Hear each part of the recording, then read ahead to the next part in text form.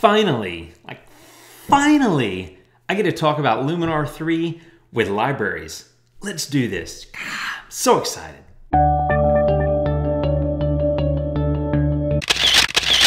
Okay guys, thanks for tuning in, coming back, watching all that stuff. I'm excited, I'm fired up, I've been biting my tongue for so long. I'm even wearing my Skyloom Software branded shirt, which I got when I worked their booth at PPE last year. It's by far my favorite product, you know all that, and now they're finally adding the library module. It's coming out on December 18th. First thing I want to tell you is there's a pre-order offer that's going on that starts today through the 18th, and so you can get a discount on Luminar, you can get some bonus offers, and you get the free upgrade to Luminar 3 with the library module when it comes out. So let me cover that real quick. Okay, so the offer starts today, December 6th, goes through the 18th, and that's the launch date for Luminar libraries. Anybody that has Luminar 3 is going to get the upgrade at no charge. If you're a new user, and I'm reading this here because I can never remember these things. If you're a new user, you can purchase Luminar for $59. If you use coupon code GYMNIX, which is just my name, you save 10 bucks. You get it for $49.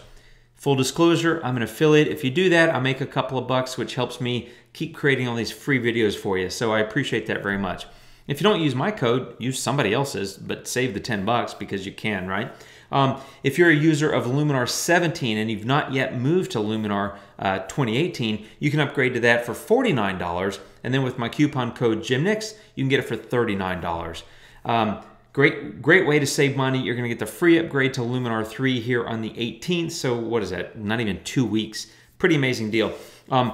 After the launch, the Luminar with libraries price is going to be $69. So you can get it for as low as $39 if you're upgrading, $49 if you're a new user. Both of those prices based on my coupon code. You can get that right now. So you're saving 30 or 20 bucks.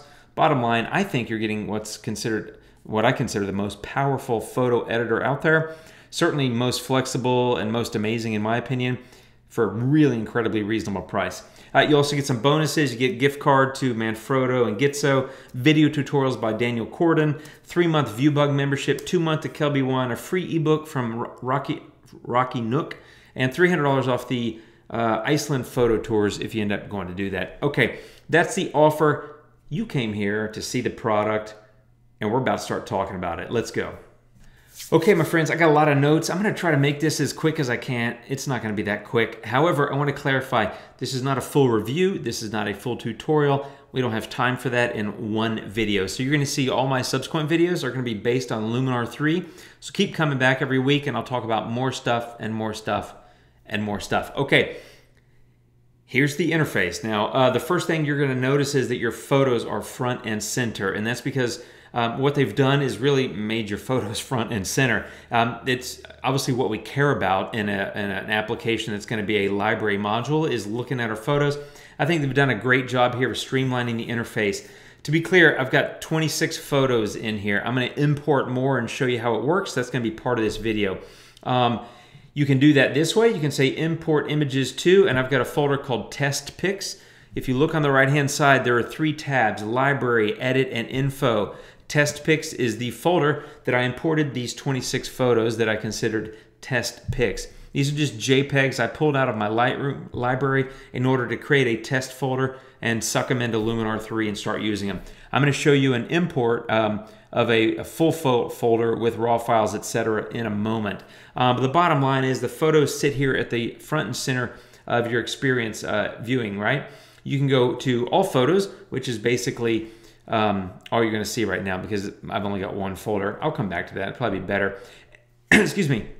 You can also hide that side panel if you want to. I kind of like it. This is your viewer for the photos, right? You can make them small, you can make them medium, large, or largest. You can also hit the plus and minus sign to do the same thing. It allows you to just do that and scale that up or down as you see fit. I kind of like it in medium. Here's a cool thing. You can say show all photos. You can just choose favorites, rejected, marked, ones that you've starred, ones that you've color coded, which we'll get into in a second.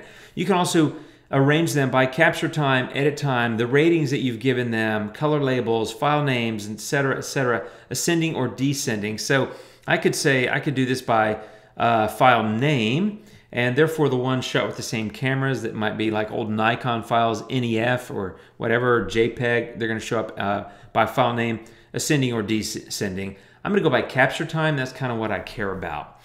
Now, moving over here to the library module, I've got this all photos thing. If I click on that, you can see it's automatically categorized them by the year that they were captured. So if I want to look at the 2012 photo, there it is. These are all unedited JPEGs. So you might say, Jim, is not very colorful. You'd like color.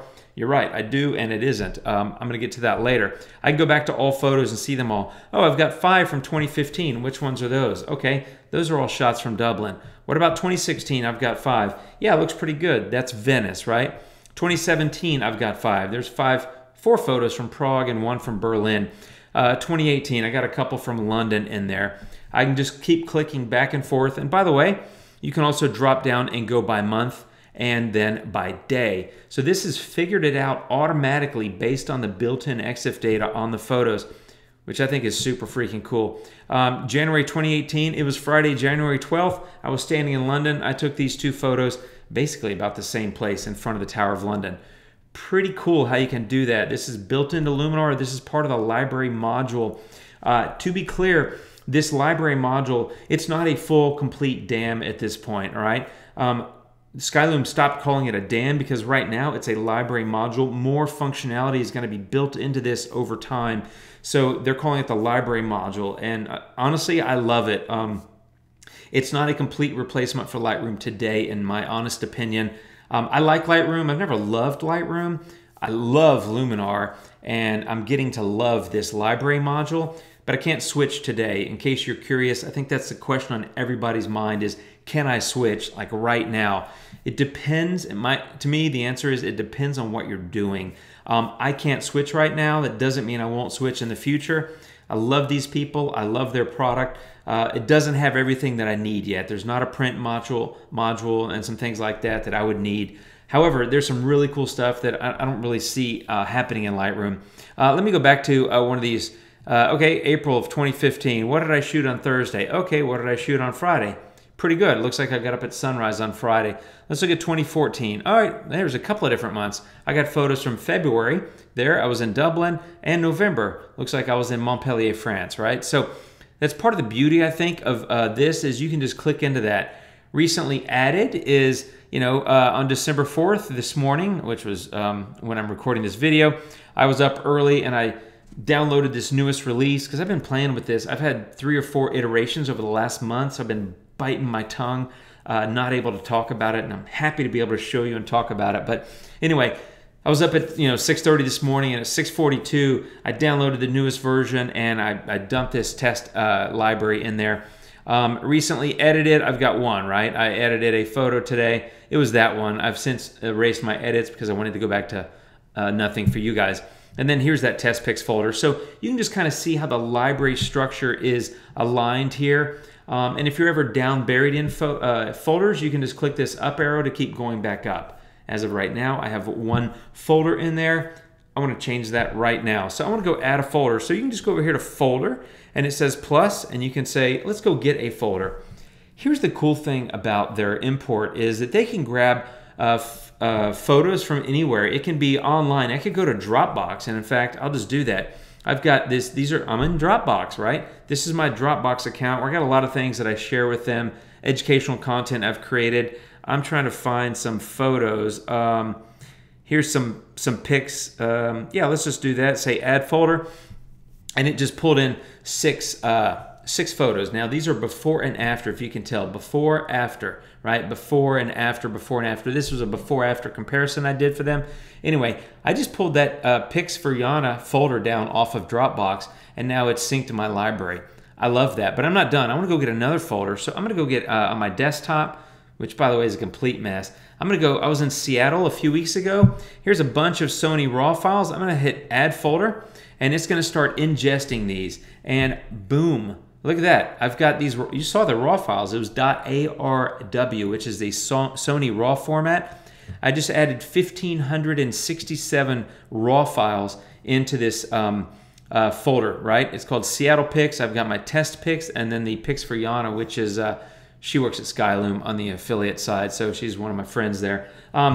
Now let me show you. Here it is. I can go, oh yeah, I can go all the way to the top, right? Or I can jump down, sorry. Actually, let me go do this. Let's say I'm in Seattle. Then I can go up here and I can say, well, I don't want to be in Seattle. I want to be in all photos. And it takes me back. You see the 26 I started with, the 6 that I added from Dropbox, and then here comes 1,500 photos. And these are all brackets from Seattle. I'm not going to bore you to death by going through them all, but I got some great shots. I've done a couple of videos. I hope you like them. But I got a lot of things from Seattle. I'm scrolling through them. Previews are already built. I mean, look how quick this is. This blows away a lot. And that's a cool place, by the way. University of Washington campus, the library. Hello. Super happy about shooting there. But I've got lots of stuff here. And there's 1,567 raw files that Luminar just ingested, and they're ready to go. So I can also go in here, say all photos. And once again, let me close these from earlier. These are all 2018. So what did I shoot in November of 2018? Well, I shot 1,567 photos. You can see on the 4th I did 881, the 10th I did 593, and the 11th I did 93. So I got out over the course of a week or so, took a bunch of photos, and if I just want to see what I shot on November 11th, here we go. There they are, right? And by the way, I want to go back to the top, and I want to go all the way to the top to all my photos, and here I am back to my pure and total photo collection. So that's a quickie on how it works. So let's say you got a photo. Hey, let me check my notes.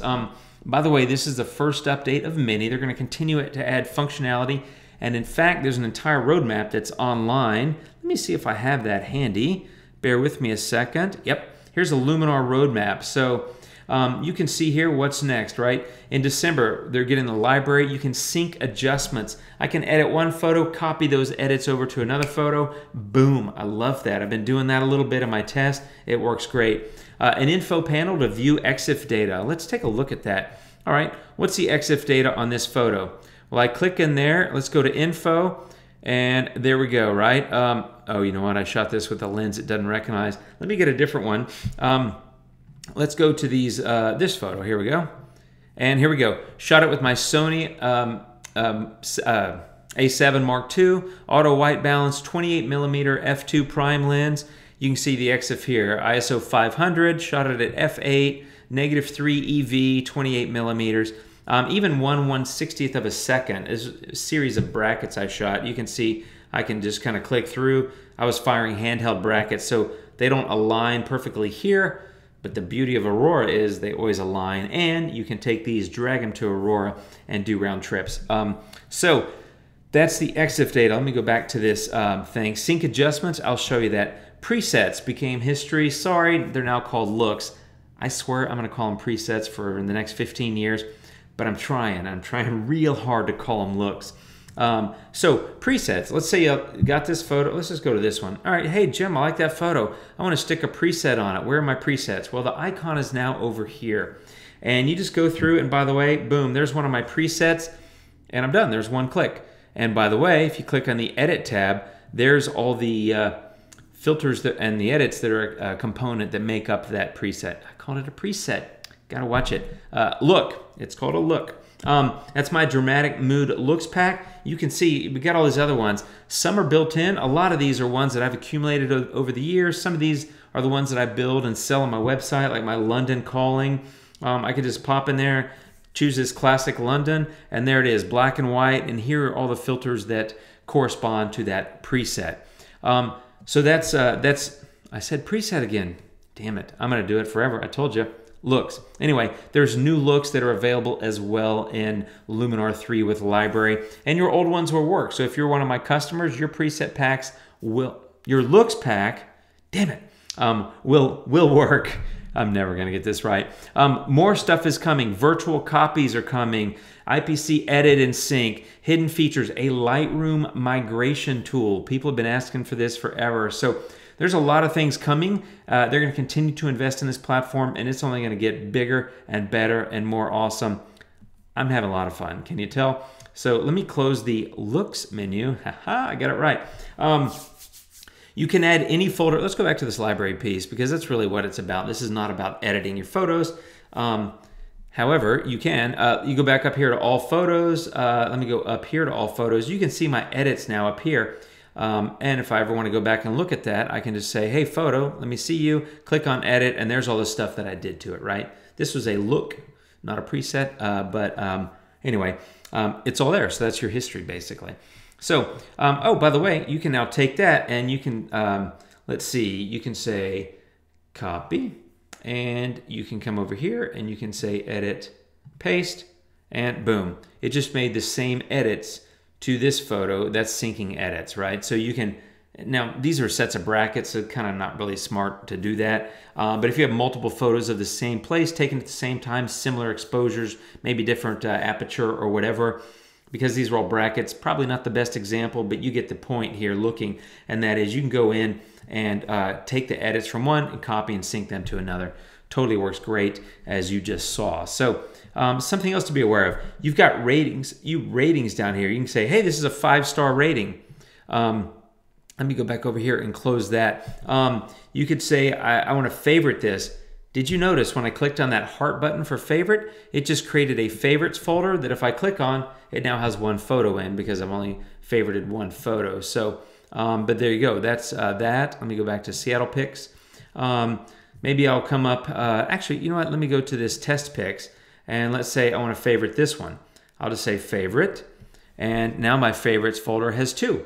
And if I go and look at that, you can see that I have these 2 favorites, right? So all you do is you just go in and you can click them and rate them and that sort of thing. I'm going to unfave these. I don't really use favorites, to be honest, but a lot of people do, so it's cool that it's built in and part of the package for you. Let's see.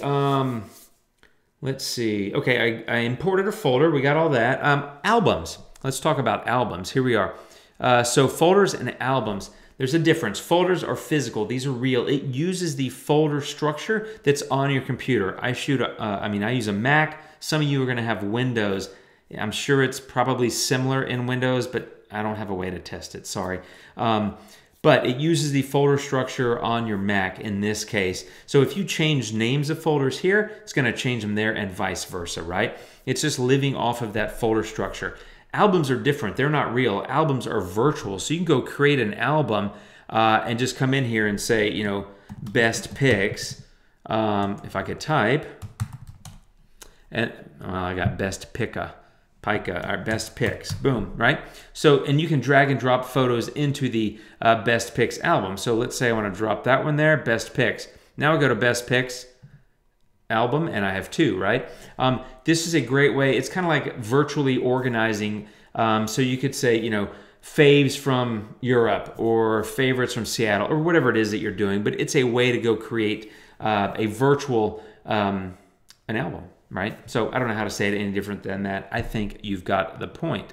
I'm going to go back to all photos. Let me see what else I need to look at here. Yes, here's something, and that is backup. So you can now back up your catalog. You can use multiple catalogs. You can say, all right, you go to File, Catalog. Under there, you can say New. So you can create multiple catalogs and use them separately in Luminar, you know, at different times. You can connect to one catalog, and then when you finish, connect to a different one. You can do a backup or a restore from the backup. So you can back up your Luminar library file. It does create a Luminar library file. So you can back that up as well if you want to have a copy of that for, you know, for disaster recovery purposes. So you're able to do that, which I think is super cool. Plugins, right? So if you're in a photo and you want to use a plugin, you can do that. You can just say edit, plugin, and you can say other. And these are all my plugins that I already had on my computer, and they showed up automatically when I loaded this.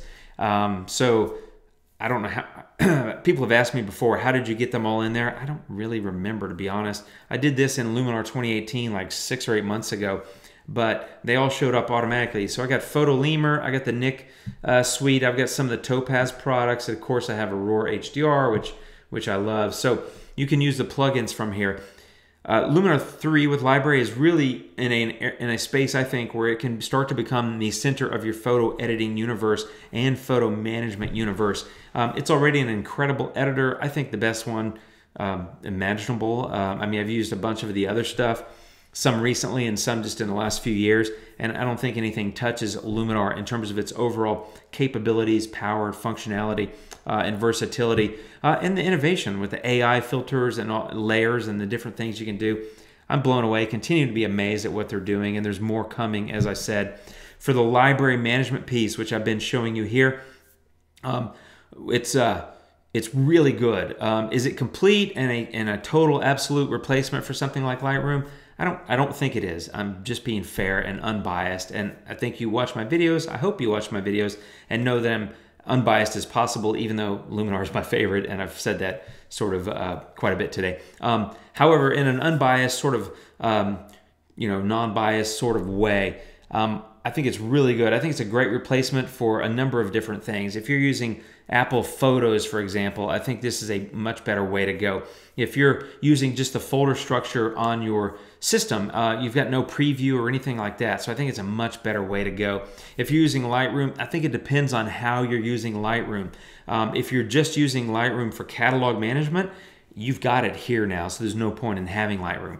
However, if you're using it for the print module and the tagging and something like books and the things that they have built into Lightroom, that's not all here today.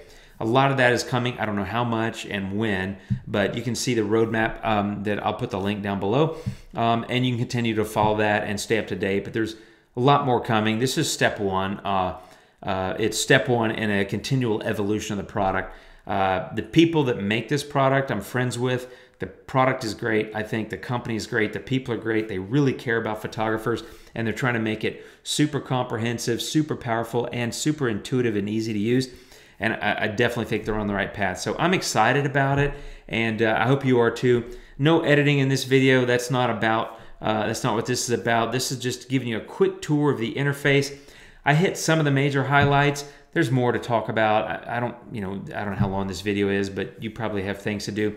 You can hit the link below if you want to go buy your copy. And if you already own it, on December 18th, it's coming out. You'll get an email from them that says, hey, time to upgrade. Or you can do a check in the check for updates and go get your update. But it's coming soon. You're going to have your hands on it. I got more videos coming soon. I'll keep talking about it and sharing videos about it. And that's it, my friends. I just wanted to give you a tour of the new interface.